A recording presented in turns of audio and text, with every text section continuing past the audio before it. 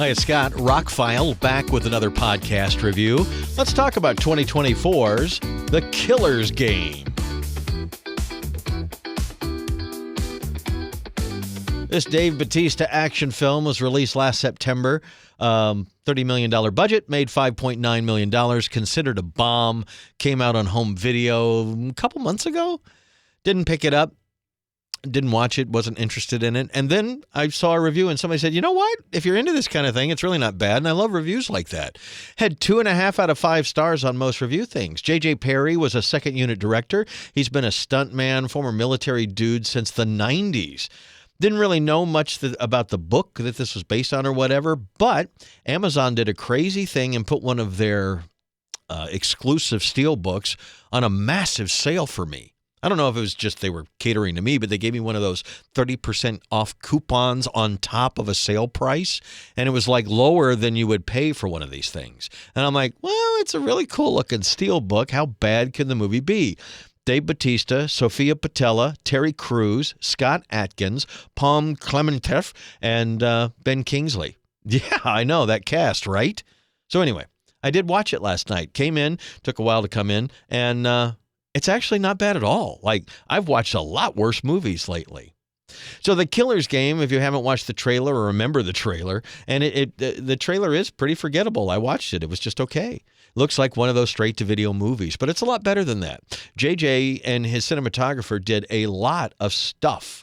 They really made a stylized version. They were shooting for something like Bullet Train.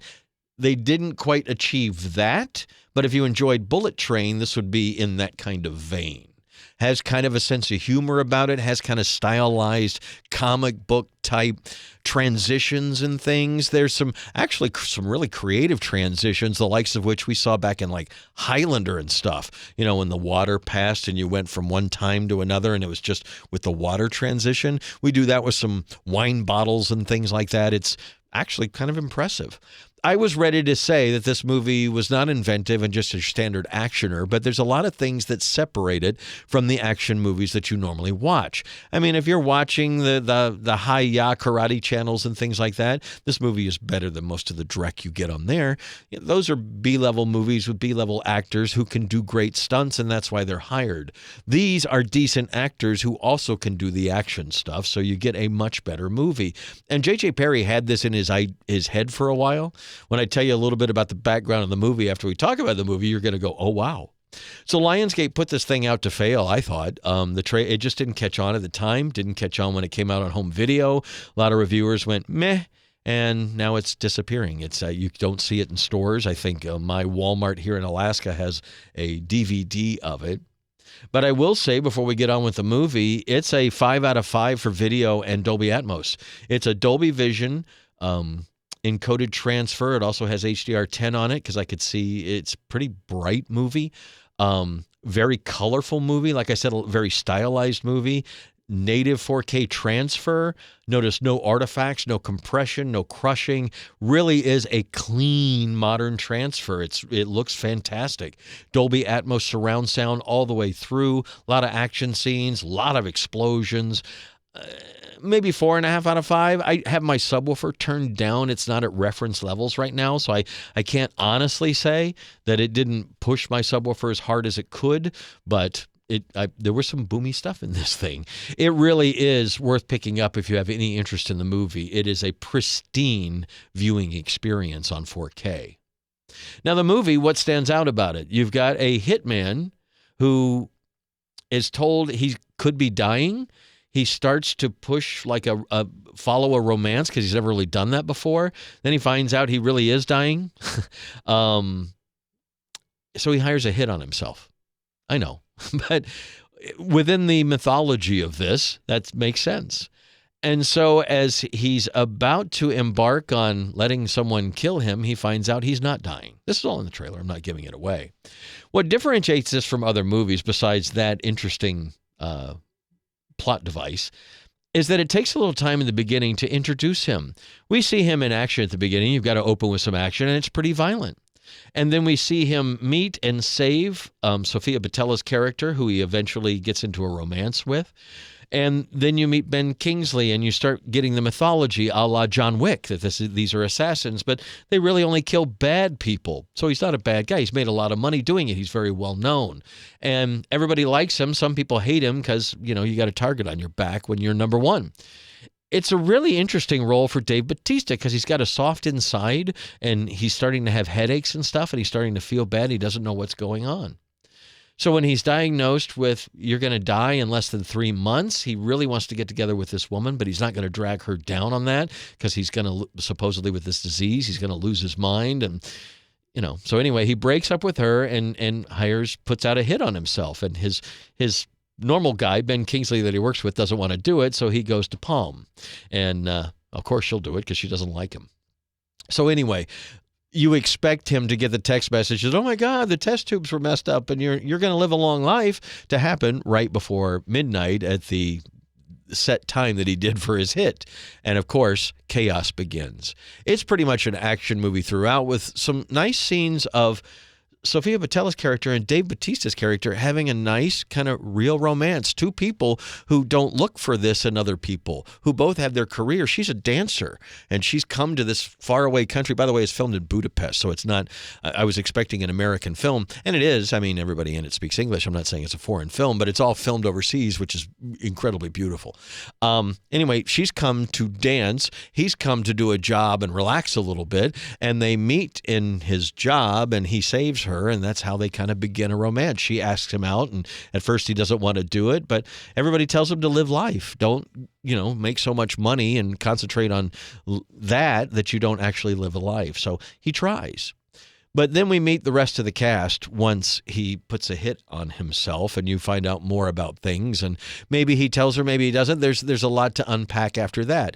It is an action movie, and it wants to be John Wick. It is not quite that, but I think you do have some excellent stunt work filmed well.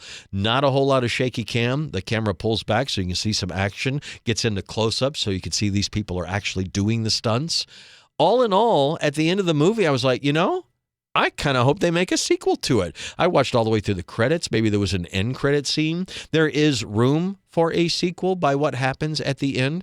Granted, most of the bad guys are dead, so it's not like there's a whole lot of dangling threads, but they could go somewhere with this. And I don't know. It's kind of like Hitman's Bodyguard.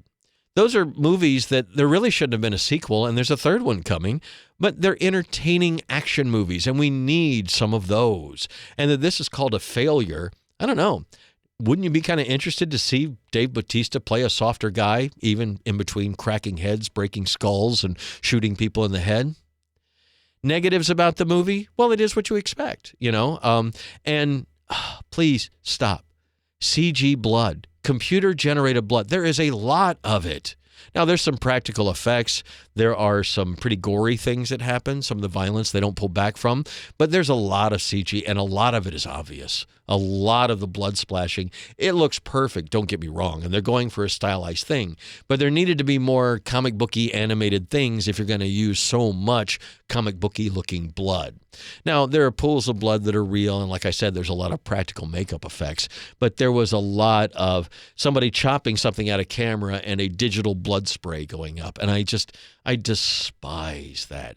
Didn't take me out of the movie. I understand why they did it. They could get it exactly the way they wanted it. May not have been able to get it in camera, but get it in camera. Use practical effects when you can. The CG there was a really dark scene where blood was supposed to fly, and you could tell. I mean, it just didn't match up very well. I'm watching on a fairly well-calibrated 4K TV. I had Dolby Vision HDR on, so I saw all the details in the blacks. Maybe they didn't think you could. I don't know. But anyway, those are the biggest negatives about the film. I think everybody acts fine. I think the action is great. It doesn't stay too long. It's about an hour and 40 minutes. I was thoroughly entertained. I laughed out loud. There could have been more laugh out loud moments, but I think that may have downplayed some of the seriousness of some of what they were going for. It's not all played straight. I mean, everybody knows what they're up to here. But honestly, it's nice to see Dave Bautista in an earnest, heartfelt role, given the chaos that's going on around him. It was less comic booky than I expected, and the action scenes are great. If you like action movies, well, buy it just for that. These are some of the best action scenes of the last year. So a little history on the movie, which made me rethink it in a whole different light. The novel was written back in the mid-'90s. New Line Cinema bought the rights to it at the end of '95. Rupert Wainwright was attached to direct. Wesley Snipes was going to star in it as late as 2002. Other directors included John Woo, Wolfgang Peterson, Alex Proyas, and Rennie Harlan. All of them interested, never signed in. Simon Kinberg did some rewrites for Paramount Pictures. Michael Keaton was even considered for the role. In 2015, DJ Caruso and Jason Statham were going to make this. Still didn't get made. By 2019, Statham was out, Dave Bautista was in, Ice Cube joined in 2019, other people joined, then left. Production was going to start in the Dominican Republic back in 2019, still didn't happen. Development was halted until May 2023. Lionsgate got the rights. J.J. Perry took over directing. Bautista stayed with it. Ice Cube remained in the cast for a while, but he finally left and was replaced by Terry Crews. Long story short, they tried to get this movie made for 30 years. Had it come out 30 years ago, it would be a different ballgame entirely. But we've seen several movies like this, including Bullet Train that I mentioned earlier, of a hitman who's got every hitman in the world after him. Yes, it's a story that's been done 1,000 times, but it's been done a couple of times really recently. But what makes this different is Dave Bautista and the romance inside. So anyway, long story short, this movie was better than I expected. Not the best film of the year, one of the best 4Ks I've watched recently. Spectacular looking and sounding. Pick it up on you can get the 4K cheap. And if you want the Steelbook, put it in your Amazon wish list and wait for them to send you a giant coupon where you can save almost half price. That was very worth it for me. And it is a really nice Steelbook. Lionsgate has been doing a great job with the Steelbooks with the slipcovers. It's actually gorgeous. I like blue, so it's a really great. And it was a sweet story in the middle of it with a lot of brutal action. Give me less CGI in the sequel, and I'd be happy. The Killer's Game, I think you should watch on like a Saturday afternoon if you're into it. It was actually entertaining.